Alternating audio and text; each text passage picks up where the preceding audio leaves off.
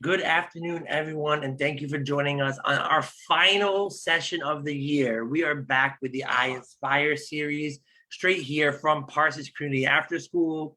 I'm Mr. Johnson. You already know that. I don't want to steal too much thunder, but I am here welcoming my friend and soon to be your friend, Mr. Derrick Wesley.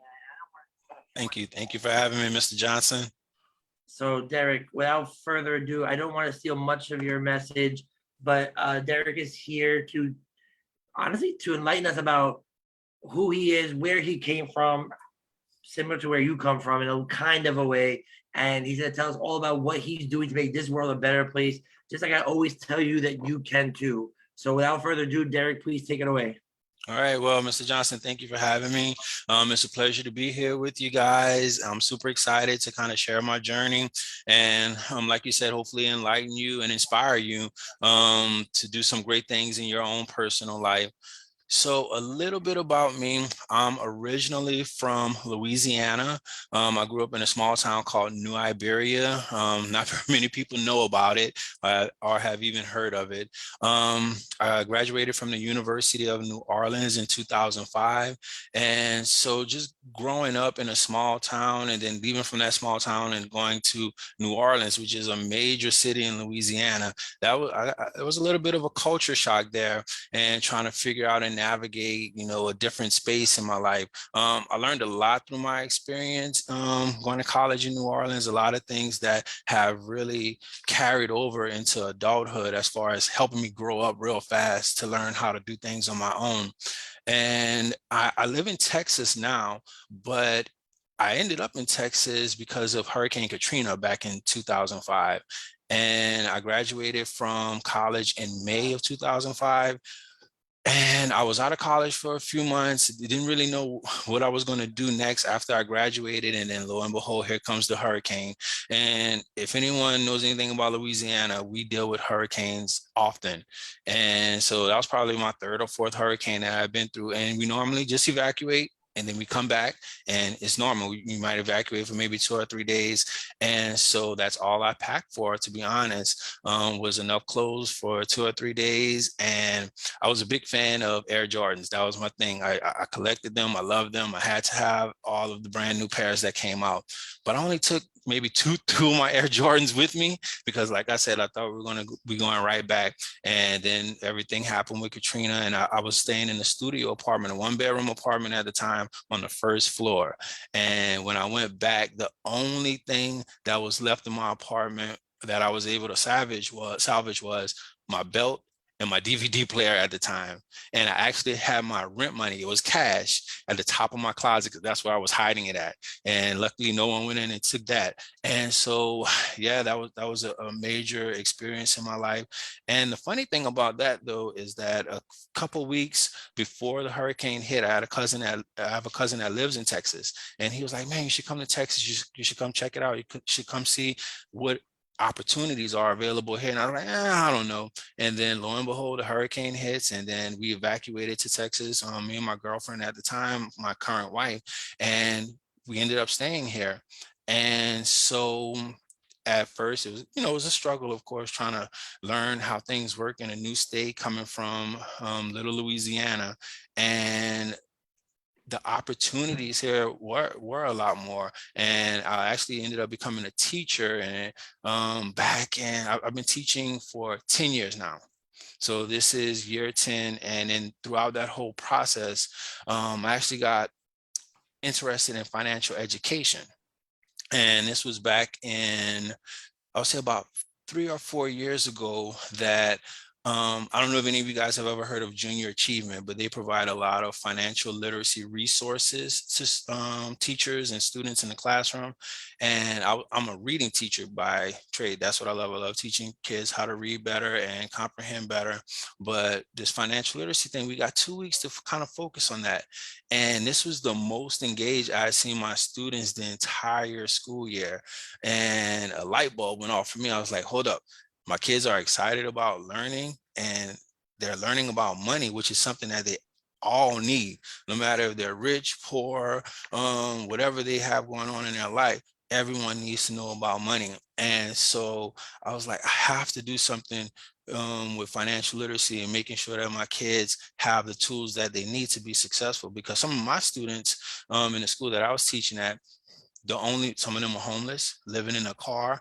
The only meal they might receive was the meal that they received from school that day. And so this was something that was super important. And I know they needed to have this, because when we started teaching them about money, what I realized was that they also were going home and they were talking to their parents about the things that they were learning in class. And so they would come back to me and they say, Mr. Weston, why doesn't my dad know anything about compound interest? Why doesn't my mom have a checking account? Why isn't my dad investing, and different things like that? And so, like I said, I really wanted to do something with that. But then after that, my principal was like, all right, Mr. Wesley, you got to move on. Time to go back to focusing on our standardized tests. We got to put this financial literacy thing to the side. And so, like I said, I was still very focused on that. And so I came up with this idea to create a mobile financial literacy app for anyone as young as 5 years old all the way up to retirement age, where you can get access to financial literacy content on your level.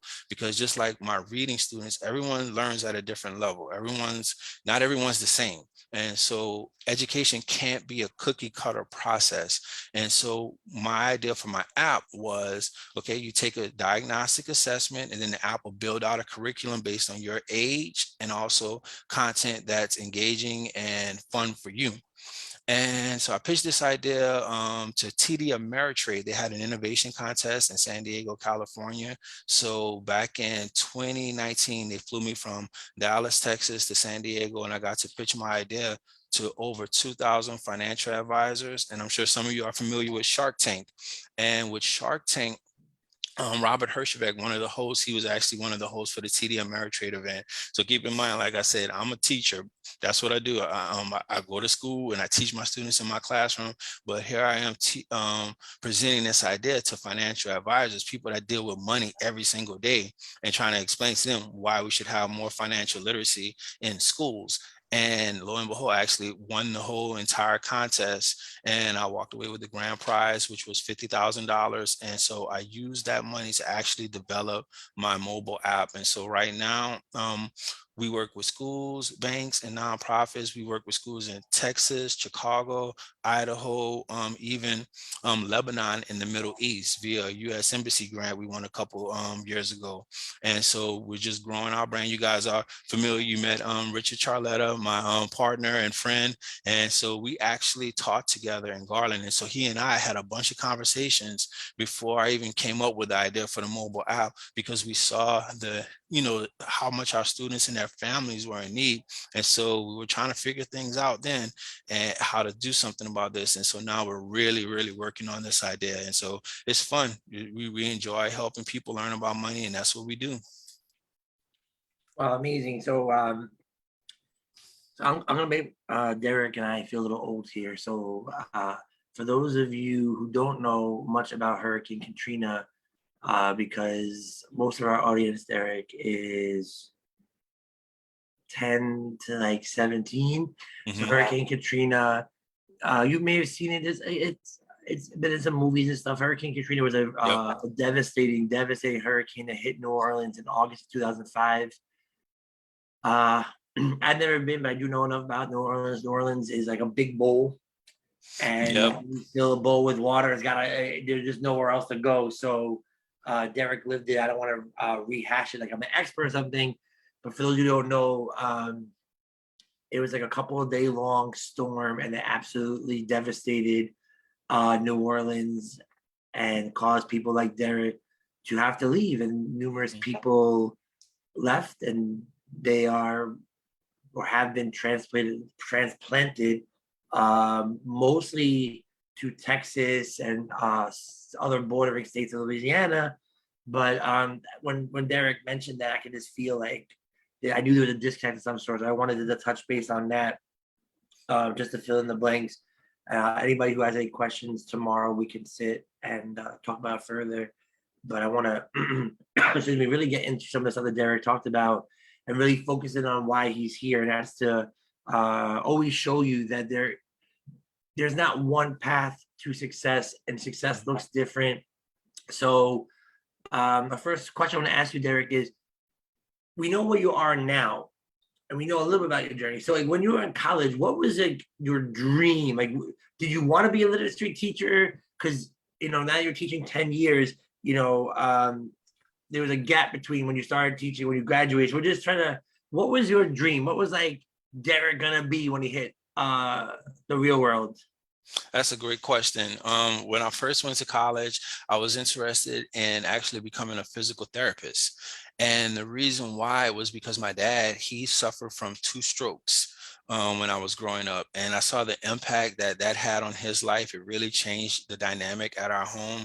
And so I was inspired by the work that the physical therapist did with my dad, because if you would see him now, you wouldn't know that he's had two strokes. And because for him it was really difficult, he couldn't use one side of his body, and so he had to really focus and go to the physical therapist and do the work to help get himself back to at least 75% of what he was before. And so I wanted to do that. Then I was like, I really like that. But then I realized there's a lot of math and science involved with this. And so let me figure out what else I might want to do. And so I actually spent a lot of time in college trying to figure out what is it exactly I want to do.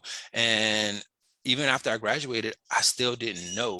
And so I actually graduated with my Bachelor of Arts, focusing on mass communication. And I took some film courses and different things like that. I was like, okay, I like this. I could see myself maybe going into advertising. Social media wasn't really a thing yet. When I was growing up, we had MySpace, and that was pretty much it. And I remember when YouTube first came out and different things like that. So going that path, there wasn't really much there. And so I kind of spent some years after I graduated just working at different jobs. I actually worked for this company for 5 years called Martin Brower, and they did the food distribution for McDonald's and Chipotle. And so I was a customer service rep for them. I was in charge of credit. So the trucks shorted the McDonald's store some of their product, and the managers would have to call me to get credit for that. And what's interesting about that is I learned a lot of different skills. I learned how to talk to people. I learned how to communicate and collaborate and work in a team during that experience. But what I realized though was that at the end of the day, when I went home, I wasn't helping anyone. And that was something that that experience showed me, that for me to be motivated and inspired, I like to help others become better. And my brother-in-law, he was a teacher. And so he was like, man, I think teaching might be something that you might be pretty good at. I was like, I don't know. Teachers don't make a lot of money. I didn't want to do that. And I kind of avoided that for a long time. And so I finally took him up on that offer because I saw, talking, having those conversations with him and seeing his character and him telling me the different stories about working with students and helping them improve their lives and teaching them different things. I'm like, okay, I might give that a try. And so what I did was I actually started substituting, and that was kind of me doing kind of like a test run. Let me see if I fit into this school environment. And the first time that I actually took a substituting job, it was for an 8th grade reading teacher.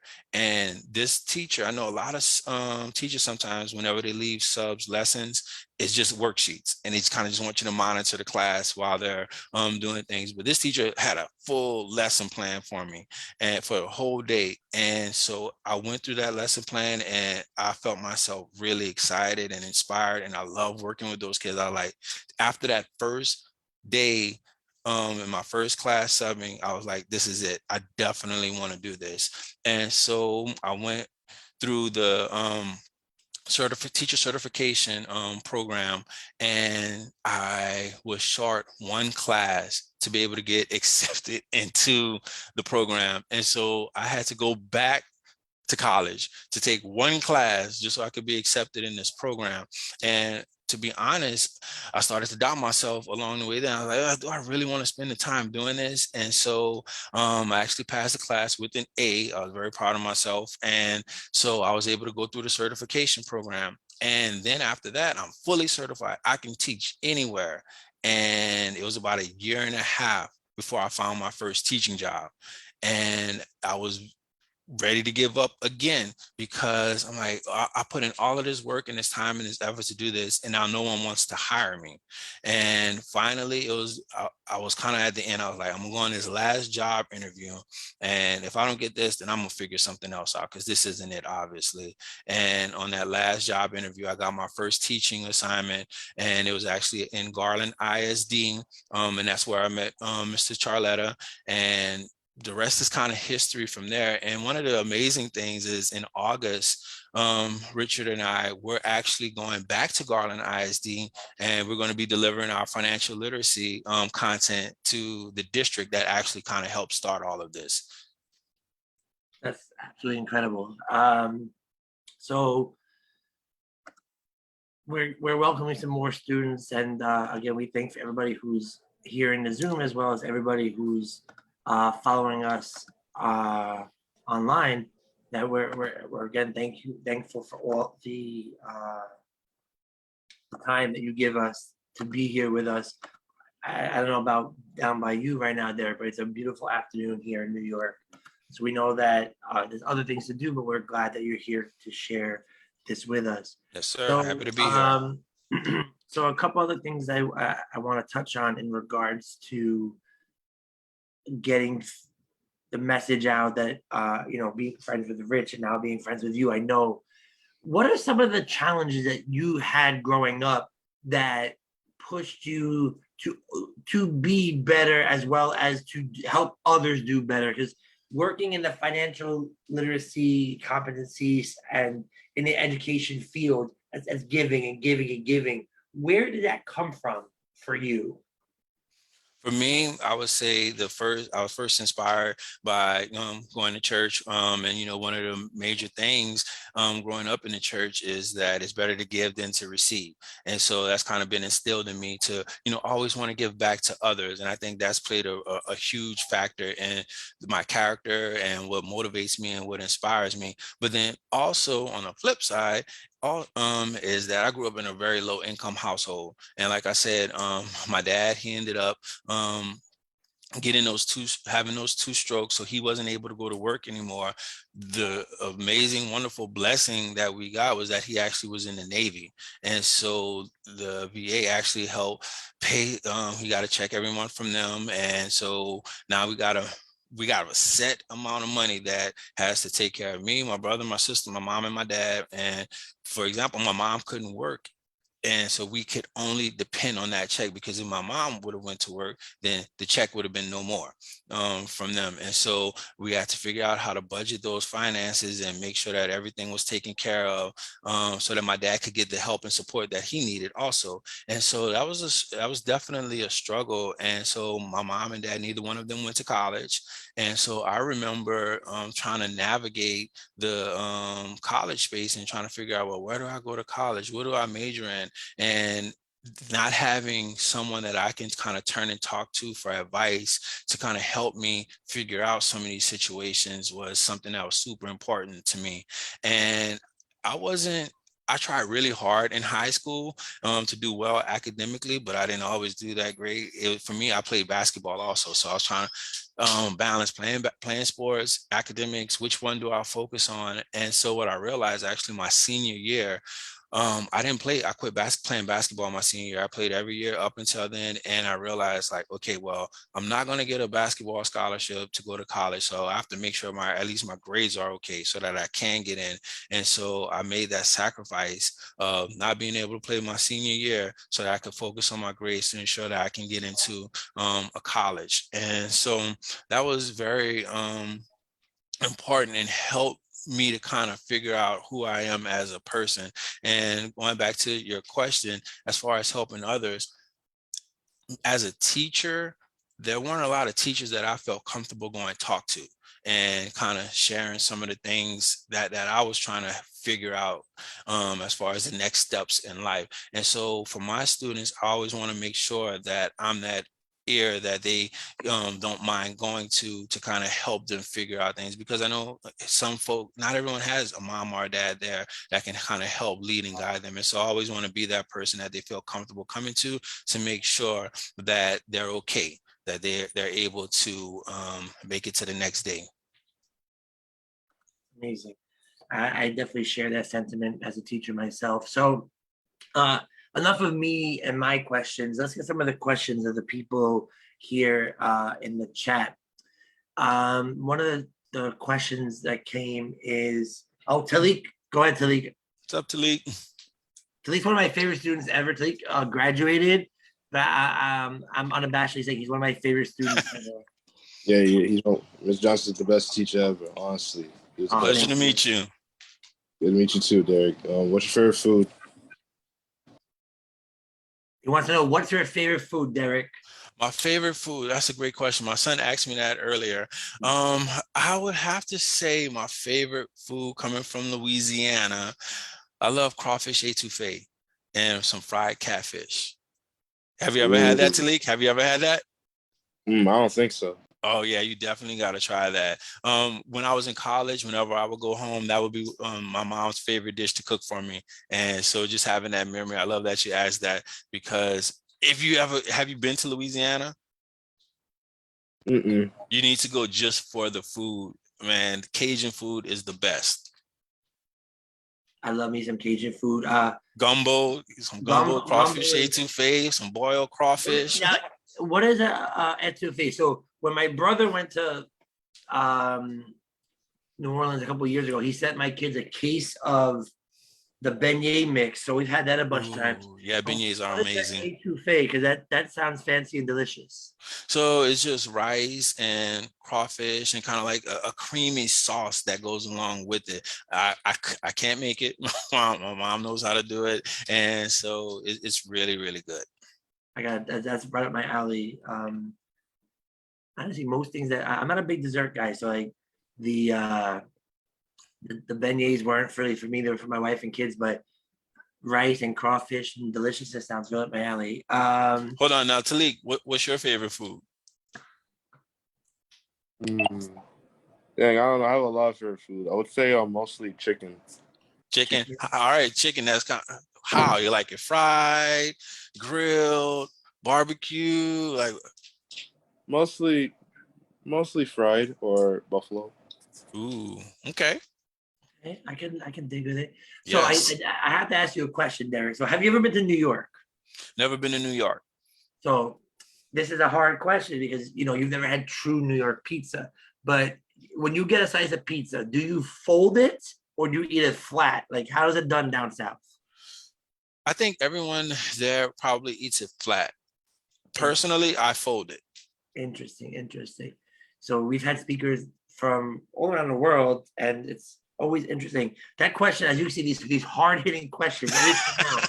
But in regards to some of the stuff that you're doing, one of the students wants to know is like, what motivates you to do what you do every day, knowing that you have two jobs, your app and your teaching? How do you stay motivated to do both and not give 100% to one over the other? I stay motivated to do both because even think about the pandemic that we're still kind of dealing with. That opened a lot of people's eyes to how important financial education is, because a lot of people struggled during that time because they didn't have any emergency fund. And so that's something that's super important, because those rainy days are going to come. And so just different things like that keep me motivated to make sure that students and their parents, especially the parents, have the knowledge to make wiser financial decisions. Growing up in my household, money was a taboo subject. Kids, don't talk to you, don't ask mom and dad about money, that's not something you guys talk to us about at all. With my own kids, that's something that I'm trying to change. I want them to come and ask me questions. I want to be able to kind of give them some financial knowledge and make sure that my kids are 10 and 7.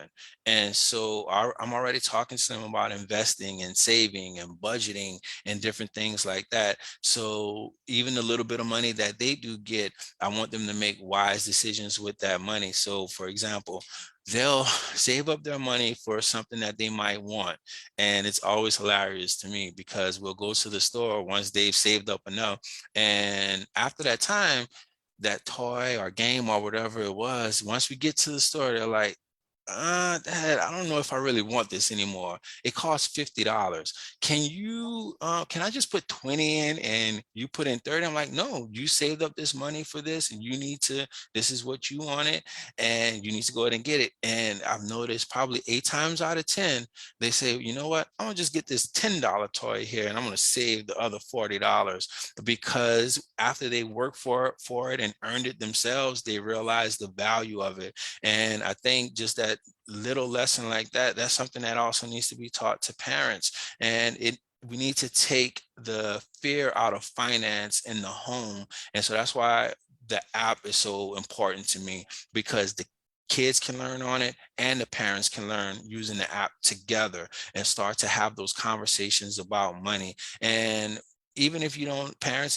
know all of the answers, it's okay. That's why we have the internet now. Also, you can research a whole lot. And so I love when my kids come to me and they start asking me questions and we're having, higher level conversations because they have that knowledge already.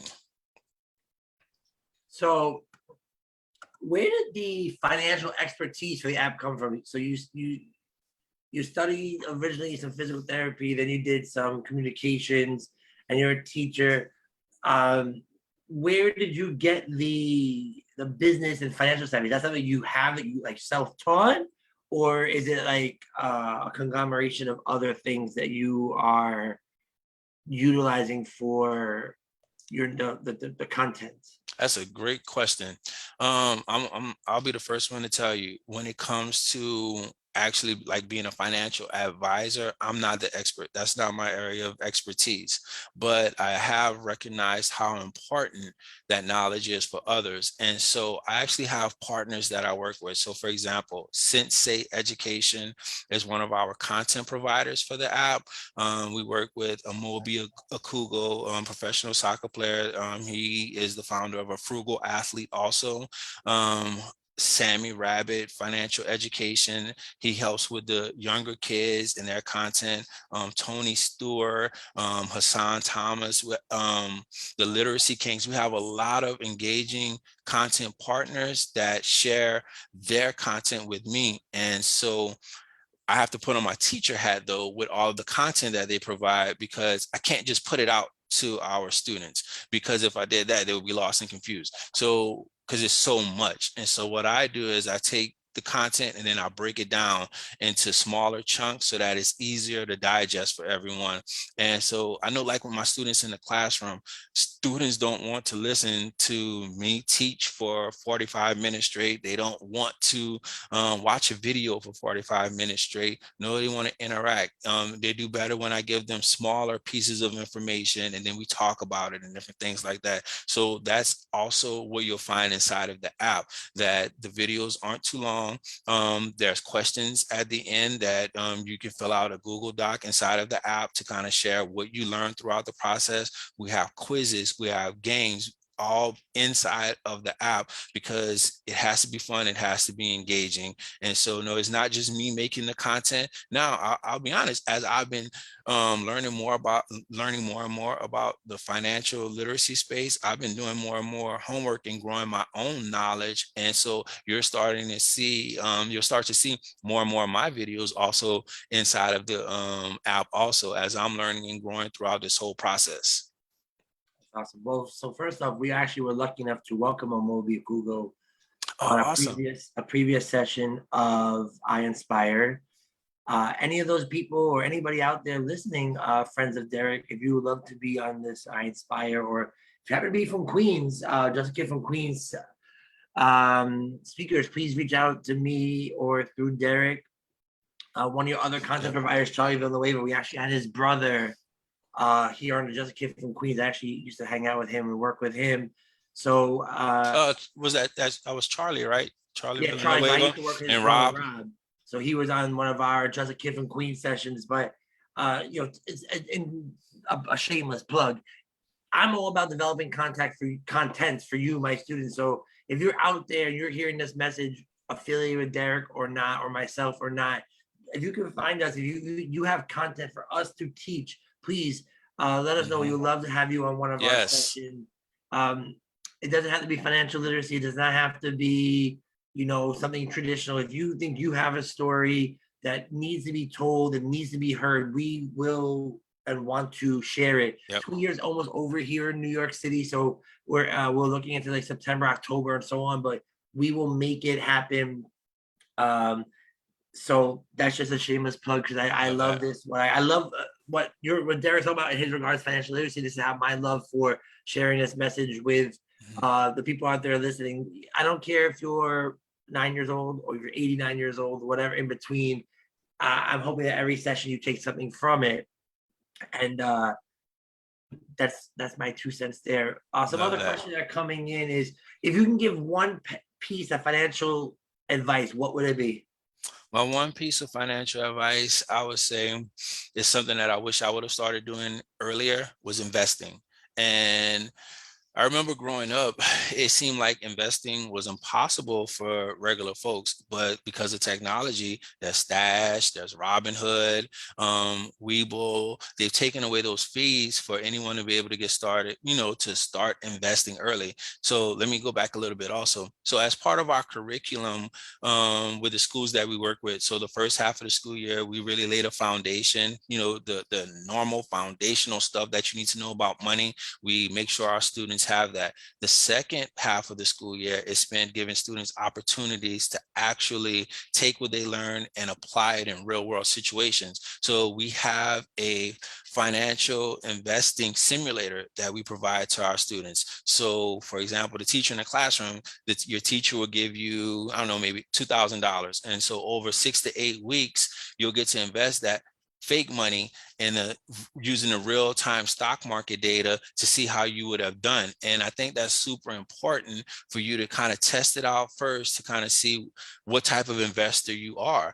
And I think it's crucial that you have the right mindset also when it comes to money, because you can't be scared to learn about it. Unfortunately, everyone doesn't grow up with parents that know what to do. So you got to kind of take some of it on yourself. And so that's why the app is so important, mixed up also with applying it in real life. So for me, I think investing early and often is the best advice that I receive, because it takes time for money to grow. And so if you start at a young age, 10, 15, 20 years from now, then you'll start to see how that money has grown. And if you don't do it, you're going to always be looking back and saying, wow, if I would have did this 10 years ago, what could I have, what will my bank account look like now? But that takes discipline. And so that's what I mean by going back to that mindset. You have to be disciplined and give your money that time to grow over time. Amazing. Thank you. My financial literacy advice is to download the app, but Great advice. I think so too. I think it's important. I've had the opportunity to peruse it. We've been working. So for those of you who don't know, Derrick and his partner Rich, Rich was a speaker on Just a Kid from Queens a few months ago, had gifted us some logins. However, because of some red tape, we haven't had a chance to use them yet. But we're gonna hopefully partner. So you refer to it as Seedlyng, correct? Or is it Yeah, so iMar Learning Solutions, that's our parent company, and Seedlyng. So whenever I first created the idea for the mobile app, I came up with the name Planet, because it was PLAN-IT, because you got to have a plan for your life, right? And planet, money makes the world go round. That was my whole idea. And while I was still trying to figure out what am I going to do with this thing. And after Rich and I got together, actually, we were like, okay, I think we need a different name. And so that really speaks to what we are. And so that's how we came up with the name Seedlyng, because we're planting the seeds for a better financial future for our students. So we're still in the process of changing everything over from Planet to Seedlyng. And so right now in the App Store, it's still under Planet.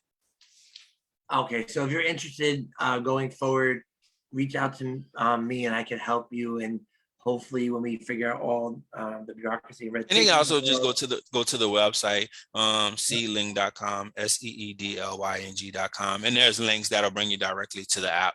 Amazing. So there it is, right there. I'm also a resource for that too. But getting back to some of the other stuff, I know we're conscientious of your time, and again, thank you for being here. Good. When you're not teaching and you're not working on the app, what are some of the things that you do for you? Oh, so like I said, I have a 10-year-old and a 7-year-old, and they are very much into sports. And so I'm outside playing basketball with them, throwing the football around. They're a lot better at soccer than me.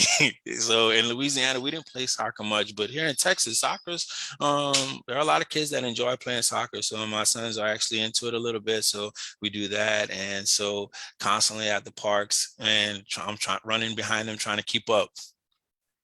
Okay, so you're from Louisiana, but now you're Texas. So what are you like? Go Tigers? Are you hook 'em horns? What are you? Go Tigers for college football. Love the LSU Tigers. Okay, what about, are you Texans? Are you you call Cowboys? Are you Saints? All right, so this is being recorded, huh? So, and my family hates this because a lot of my family is still in Louisiana, but even growing up, I love the Cowboys. I like the Saints. I don't have anything against the Saints. I love them. I watch them. I cheer for them. But I realize when the Saints and the Cowboys play, I start cheering for the Cowboys. So what about like NBA and stuff? So there wasn't a New Orleans team. So the huge gap from when the Jazz left until the Hornets/Pelicans came. So did you have an allegiance to anybody? To be honest, I really like the Dallas Mavs, and the reason why, matter of fact, since you brought that up, I actually worked with Michael Finley, also former Dallas Mav. He played with Dirk and Steve Nash for a few years, and so real big fan of his. And he actually helped me get my start for my business. He gave me my first opportunity to pilot my programs with his nonprofit organization in Carrollton, Texas. So he does a 3-week summer academic camp every school year for kids in Carrollton, Texas. And so I'll teach reading, financial literacy there. I have a leadership program that I've done with them. And so anything that I presented to him, he was like, yeah, go ahead. Let's see what happens. And so I've been real appreciative of him and the work that he's done. Dirk Nowitzki has come and talked to the kids that we work with. Jason Kidd, he was supposed to come last year, but because of COVID and different things like that, he just did a Zoom call with all of the kids.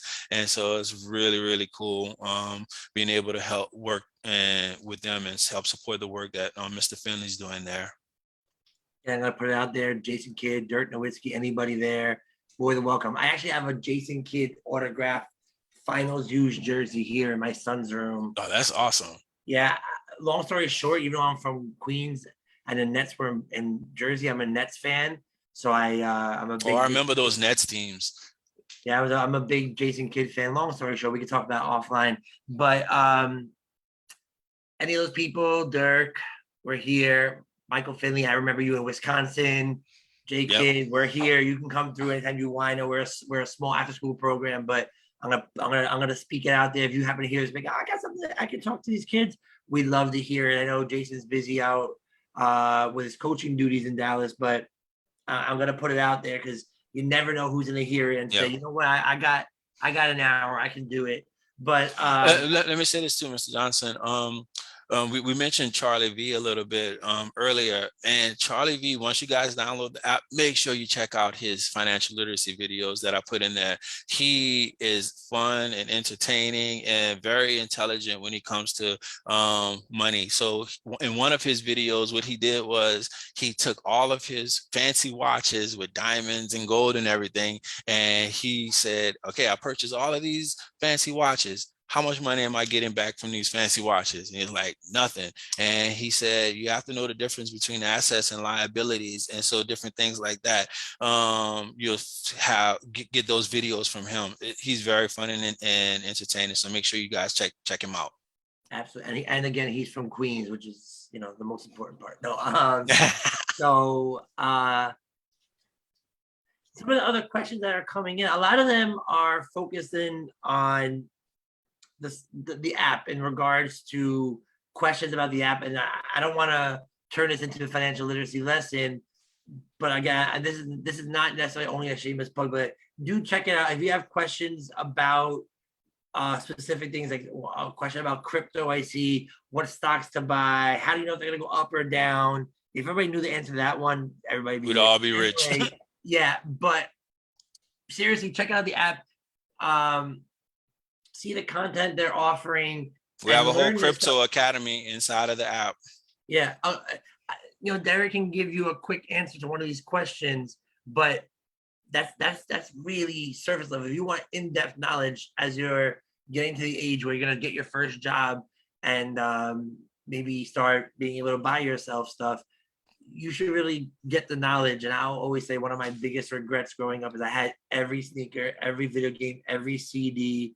And what happened? The sneakers got jacked up. The CDs Yeah. get outdated with MP3 players, which are now outdated because of phones and DVDs and video games. I never really played DVDs. I can now stream. So kind of going off what Derrick mentioned with Charlie, like what I might have 25 pairs of Jordans. What does that get me in the long run besides lots of work cleaning them and maintaining them?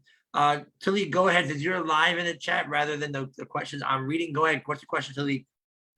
What is your favorite drink? As far as just In a hot day down in Texas, you walk into I don't even have 7-Eleven down there. You walk into whatever it is. What are you grabbing? in Texas and Louisiana, I don't know if we can count this, but we love snowballs, snow cones. Can I count that? Yeah, we'll count that, of course. Yeah. That's one of the the staples here on. We have Mr. Softy. I don't even know what Softy is. Like an ice cream truck that goes around. That's Mr. Softy is like a big white truck, New York style, goes around. Jolly Rancher snowballs, snow cones are big around. Oh, okay.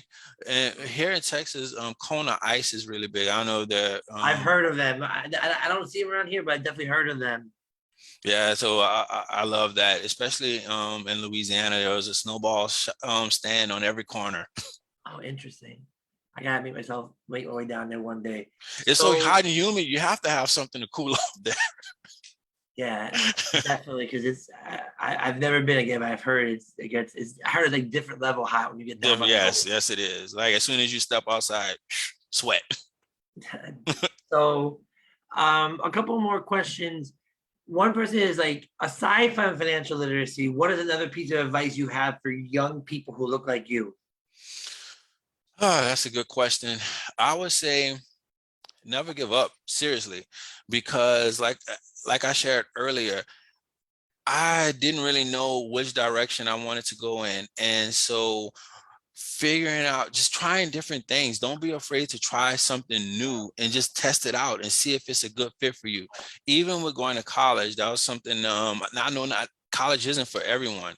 And I would say at least try it, think about it, see if that's the path for you. If not, then start thinking about what else you're interested in. Find something that you are passionate about and start to think about how you can turn that into a career. So even Mr. Johnson, you're talking about having the best sneakers. So, okay, yeah, you can actually start a sneaker business, reselling your sneakers and kind of having that entrepreneurial mindset, always kind of thinking about, okay, well, how can I benefit from the things that I'm passionate about and take that to the next level, to maybe make a career out of it somehow, because that's what I love about technology now.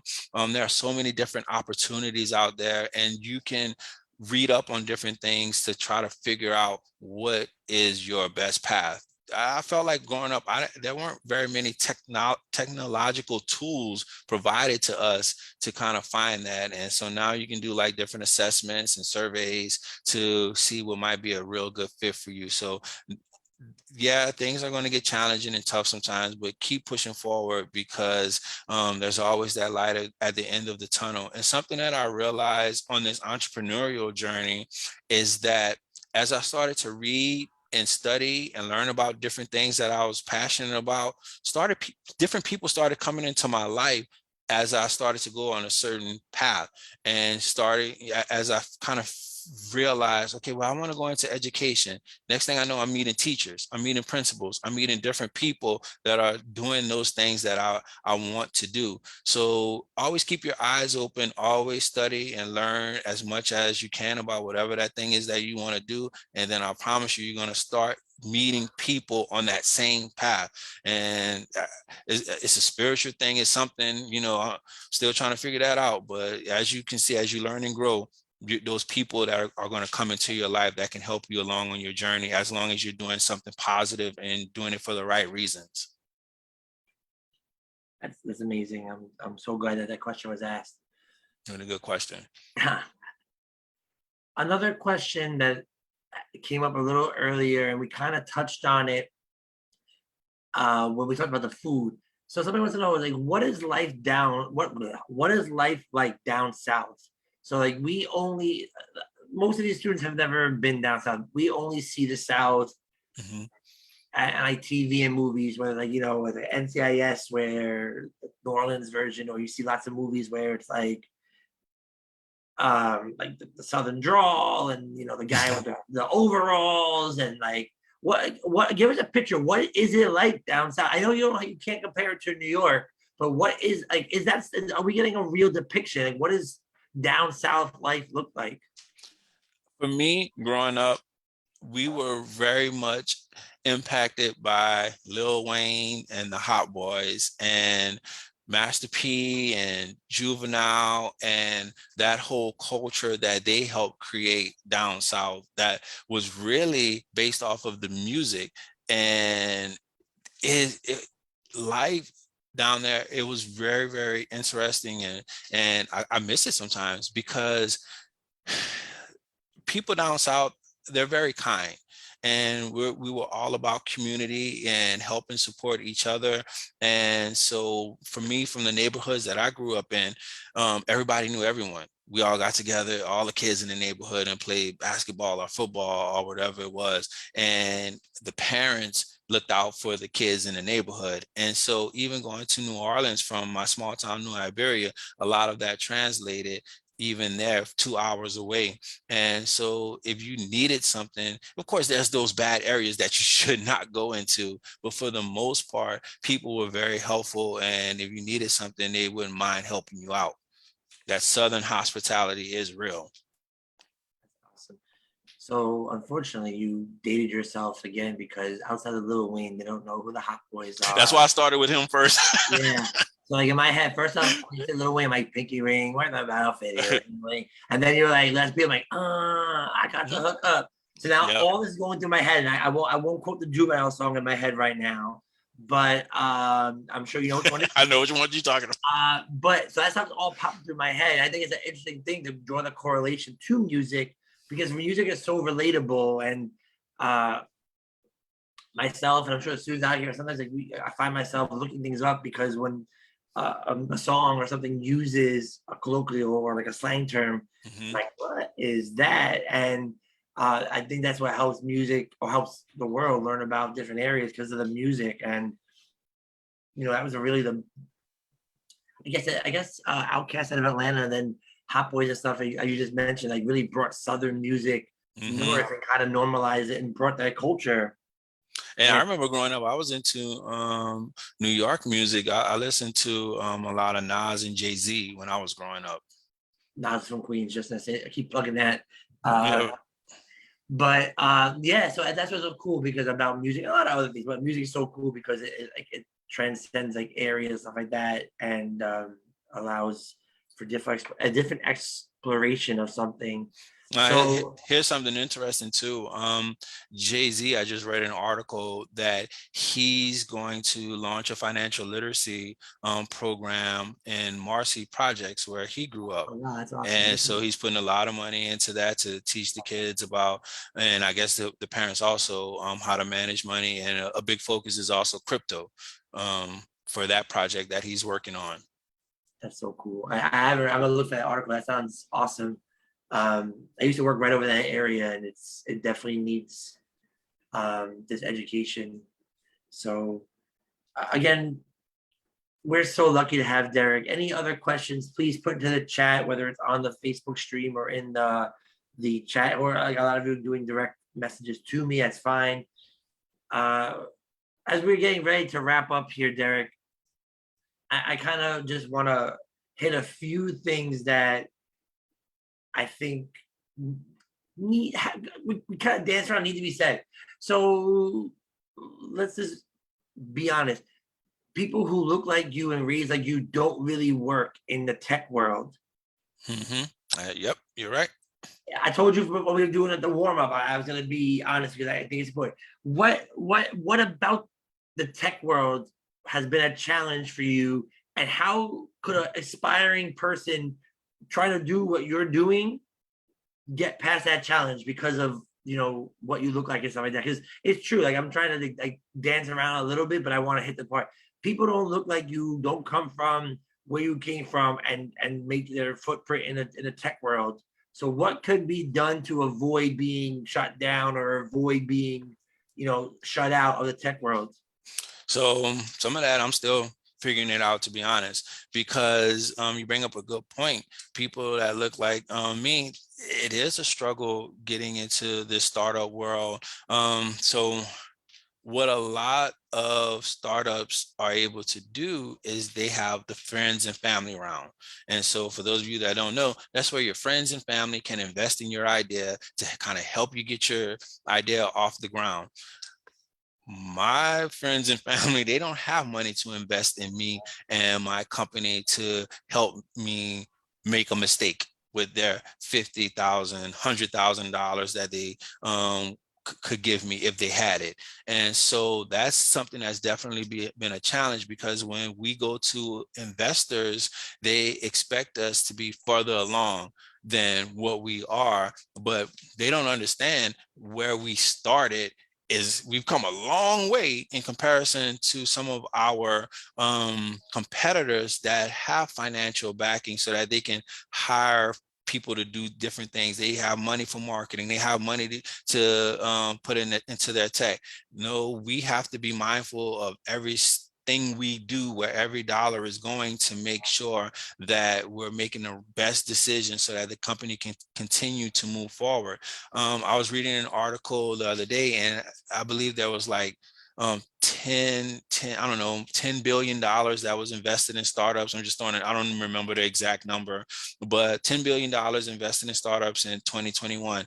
And I believe only like 0.5% or 2%, I think it was 2% of that money went into Black and brown founders. That's a big difference. And so the people that look like me aren't getting the money to help take their businesses to the next level. And so that's something that's really a challenge for us. And so we're still working through that to make sure that we can continue to do what we love, to be able to help people. And so, yeah, that's a great question. Awesome. And then I want to just touch something that Derrick mentioned earlier while he was talking about the funding. So I quickly did a Google search. So I know that when Derrick mentioned he was given $50,000 for winning the TD Ameritrade contest, the average app costs $40,000 to $60,000 to develop, with upwards of $300,000 per app to get out to the public. So first off, are those numbers like relatively legit? That sounds about right. So I when you guys hear he was given $50,000, I don't want you to think that like he's swimming in it. Like that's nothing. Like at best, that's the beginning of the app. At average, it's about a quarter of the way through the development. So going back to what Derrick said before about not giving up, obviously he did not give up. He kept pushing. I'm sure plenty of his own money came out of his own pocket and stuff like that. So if you find something you're passionate about, you have to do the hustle. You have to do the hard work. You have to make sure that you're getting to the point where you're making it work for you, and it's going to take a long time. It's going to take a lot of sweat equity and a lot of probably sleepless nights and tears. But you have to, if you're passionate about it, like Derrick is, you have to make it work. You have to be willing to put in that extra 2, 3, 4 hours a day, a week, whatever it might be. So yeah, And I so am, let me go kind ahead. of piggyback on that a little bit too.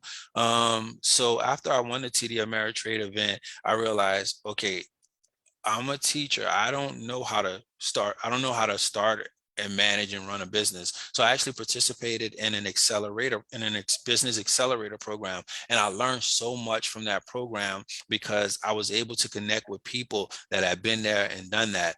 And so for anyone listening on this video, especially the kids, like if you have an idea, I'm here. You know, you can come, you can reach out to me, and I can kind of, I've learned a lot along the way. And so I can kind of impart my wisdom to you so that some of the challenges that I face, hopefully I might have a solution to help you overcome that challenge.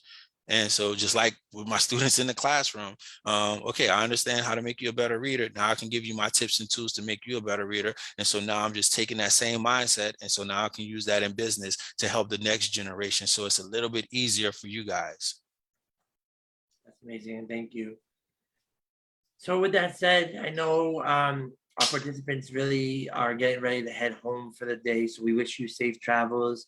Again, we thank you for just participating. And Derrick, before we sign off, is there any last things that we didn't ask or we didn't touch on that you would like to impart on our participants here in the Zoom as well as online?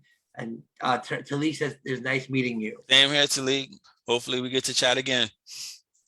Yes, same indeed. And so also, guys, make sure you guys connect with me on LinkedIn as you advance in school and in your future careers. And so I can definitely be a resource. I love talking to people and kind of hearing your ideas and kind of helping you connect the dots. Because as my network is growing, I can connect you with someone that might help you, might be able to help you achieve whatever goal that is, if it's not something that's directly connected to me and the work that I'm doing. So I'm a resource. Amazing, thank you. So just for you participants out there, I know LinkedIn is not really big for you. Seedlyng is on Twitter. So if you want to find them, it's at Seedlyng, Seedlyng. You can find them. You know, that's one way. If you want to reach out to Derrick, and you can always reach out to me, and I can help facilitate that. And you can share my email address with the students if they have any questions or anything. Yeah, so I'm always a resource to facilitate communication between any of our speakers. I hope you all continue to remember that. I do want to again put out there, anybody who has a story that's inspiring and you want to share it, please follow, please reach out, and we would love to get you on here. Again, the school year is almost over, so we're looking for 2022's fall and beyond. But we are here. We want to get this information. We want to get all this out to the youth. So please let us know. And without further ado, we thank you again, Derrick. We thank you all those who came. This has been I Inspire. Have a good day and be safe, everybody. All right, guys. Thank you for having me. Have a great day, Derrick. You too.